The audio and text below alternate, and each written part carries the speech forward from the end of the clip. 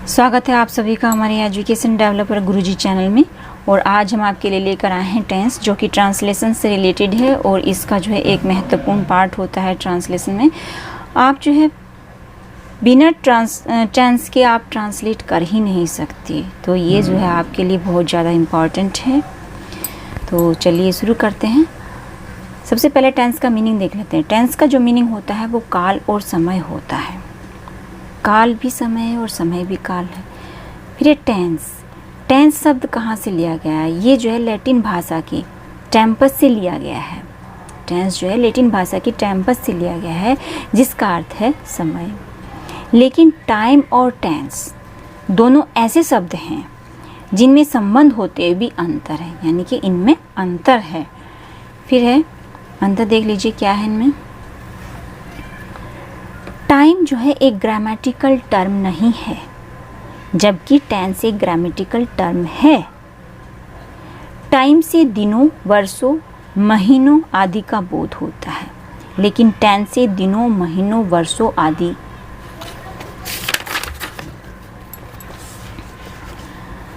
आदि का बोध नहीं होता है। टाइम भाषा से स्वतंत्र नहीं है। टाइम भाषा से स्वतंत्र है, लेकिन टेंस भाषा से स्वतंत्र नहीं है। फिर है टाइम का प्रयोग सामान्य अर्थ में होता है, जबकि टेंस का प्रयोग विशेष अर्थ में होता है। टेंस किसे कहते हैं?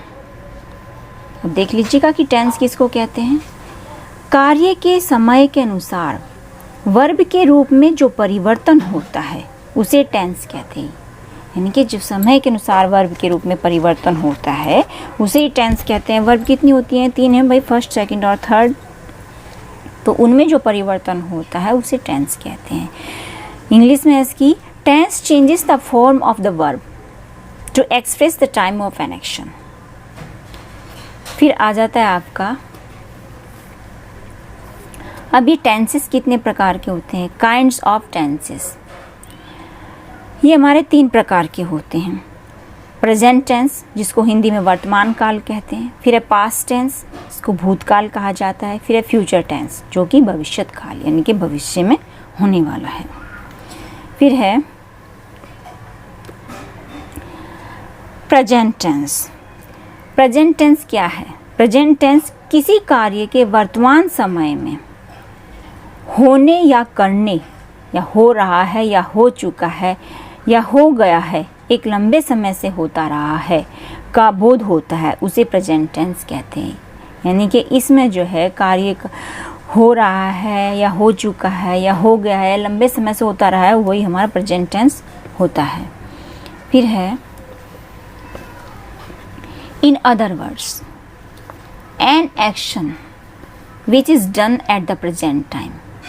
दूसरे शब्दों में एक कार्य जो कि प्रेजेंट होता है वो प्रेजेंट में होता है।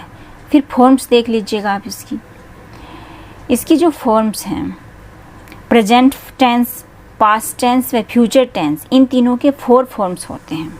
यानी कि इन तीनों को हम 4 भागों में डिवाइड कर सकते हैं, जैसे कि सिंपल टेंस सामान्य काल, कंटिन्यूस टेंस अपूर्ण काल, फिर है परफेक्ट टेंस पूर्ण काल, और फिर हमारा परफेक्ट कंटिन्यूअस टेंस पूर्ण निरंतर काल। फिर हम आगे देख लेते हैं प्रेजेंट टेंस।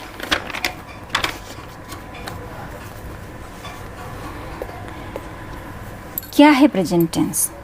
तो प्रेजेंट इंडेफिनेट टेंस और सिंपल प्रेजेंट टेंस ये एक ही है। इसको आप इंडेफिनेट टेंस भी कह सकते हैं और सिंपल प्रेजेंट टेंस भी कह सकते हैं। हिंदी में इसका सामान्य वर्तमान काल। तो आप इसकी आइडेंटिफिकेशन को देख लीजिएगा, इसको कैसे हम आइडेंटिफाई करते हैं। इस टेंस का प्रयोग वर्तमान समय में होने वाले कार्यों के लिए होता है, यानी कि जो हम वर्तमान में करते हैं उन्हीं कार्यों के लिए इस टेंस का यूज होता है। इस प्रकार के हिंदी वाक्यों के अंत में प्राय ता है, ती है, ते हैं आदि शब्द आते हैं। यानी कि हम में इसको आइडेंटिफाई कर सकते हैं कि ता है, ती है, ते है भाई बाद में, तो हमारा ये प्रेजेंट इंडेफिनेट टेंस है।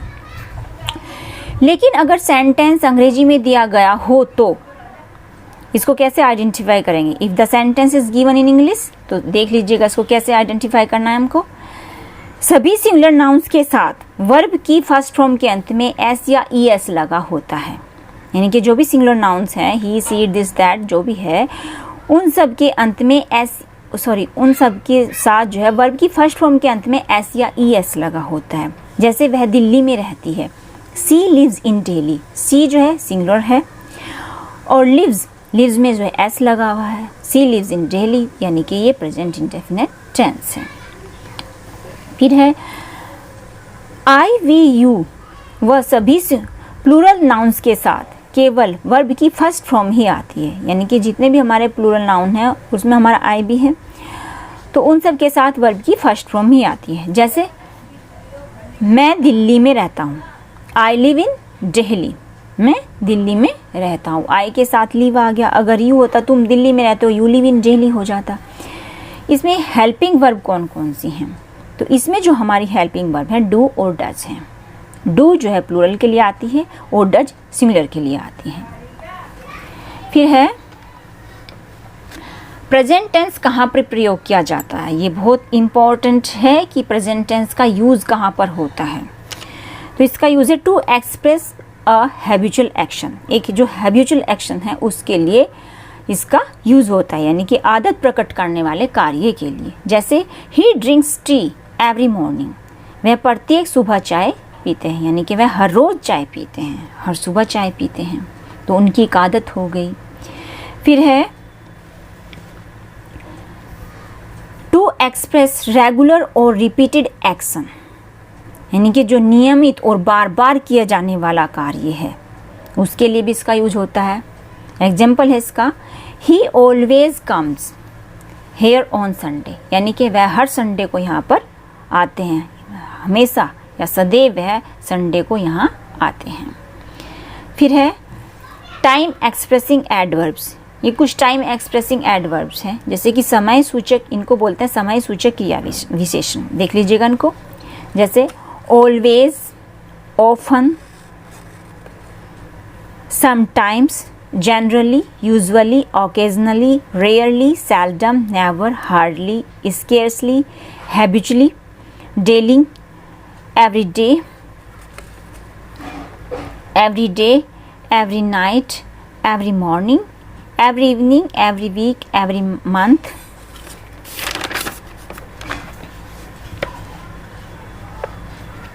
everywhere, every year, once a week, once a day, once a month, twice a day, twice a month आदि का यूज जो है हैबिचुअल और रेगुलर और रिपीटेड एक्शन को एक्सप्रेस करने के लिए किया जाता है। यानी कि जिसमें भी आपका जो है हैबिचुअल है और रेगुलर है या फिर रिपीटेड एक्शन है, उसको अगर हम एक्सप्रेस करते हैं तो उनमें जो है इनका यूज़ होना बहुत ज़रूरी है, यानी कि इनका यूज़ होगा। अगर सेंटेंस में इनमें से किसी का भी यूज़ है तो वह हमारा जो है सिंपल प्रेजेंट टेंस का ही सेंटेंस है। यानी कि अगर इनमें से किसी का भी यूज़ है तो वो हमारा सिंपल प्रेजेंट टेंस है। जैसे ही always comes here at night, वह सदैव यहाँ पर रात को आता है। नेक्स्ट है ही often comes here at night, वह हमेशा यहाँ को रात को ही आता है। ये इसमें हमारा जो है ऑलवेज आया है और इसमें ऑफन आया है, लेकिन सेंटेंस वही है, हमारा प्रेजेंट इंडेफिनिट टेंस है। फिर है टू एक्सप्रेस यूनिवर्सल ट्रूथ,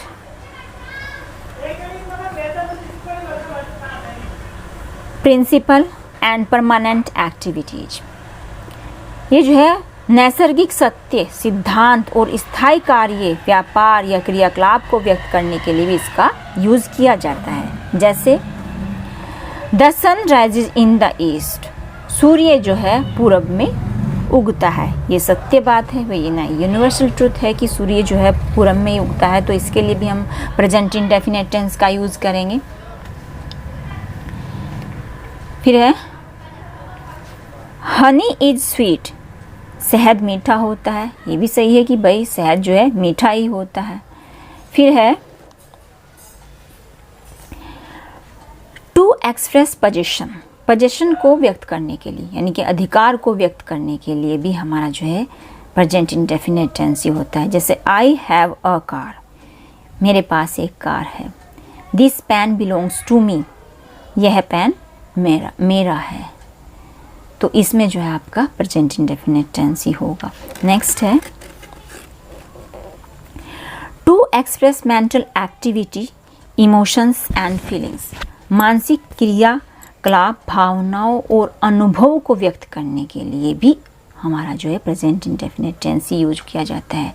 जैसे वी बिलीव इन गॉड, हम भगवान में विश्वास करते हैं।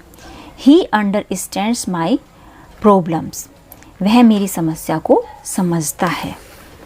फिर है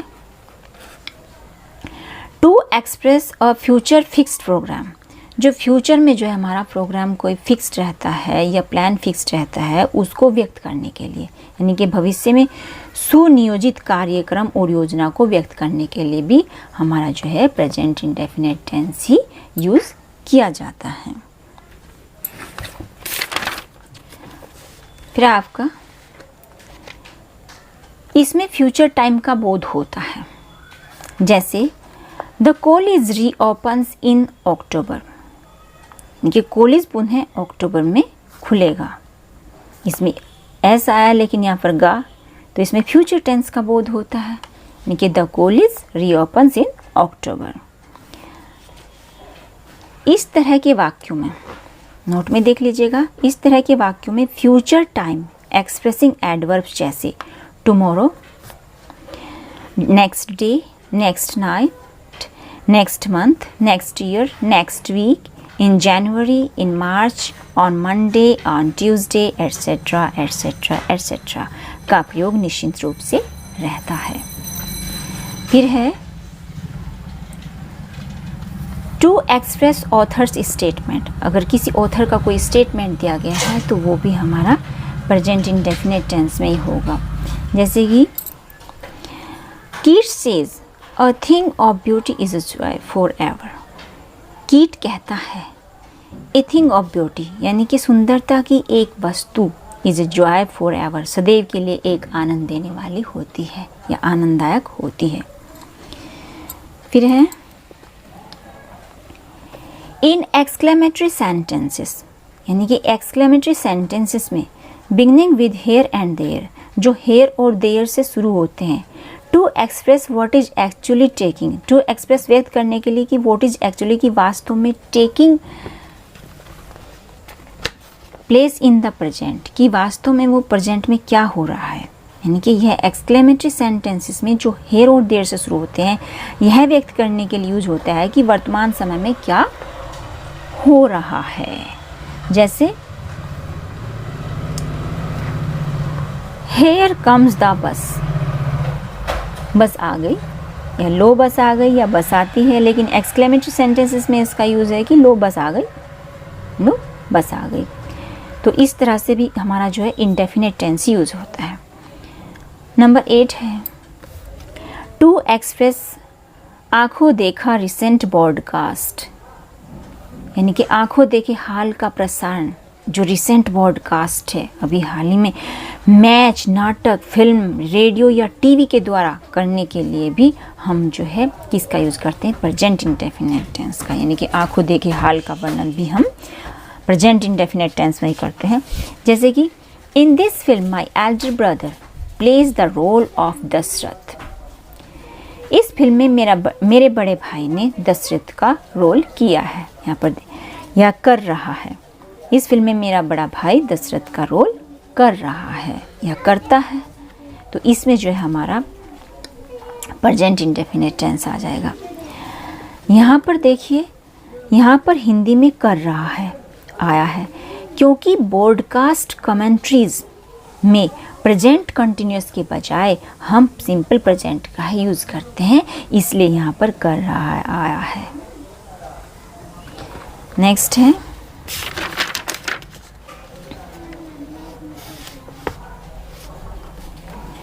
in the conditional sentences, conditional sentences में जो हमारा प्रेजेंट इंडेफिनिट टेंस यूज होता है, देखिए कैसे।